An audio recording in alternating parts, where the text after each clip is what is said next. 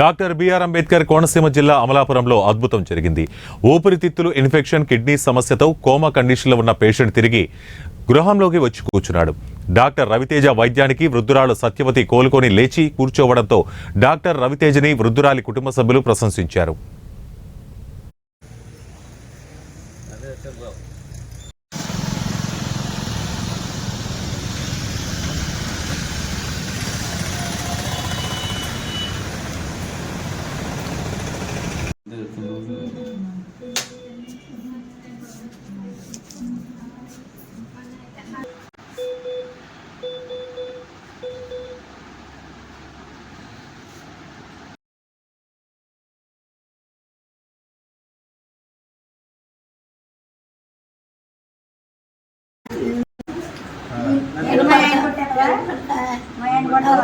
నీ కొడుకు నువ్వు కొట్టుకుంటావు.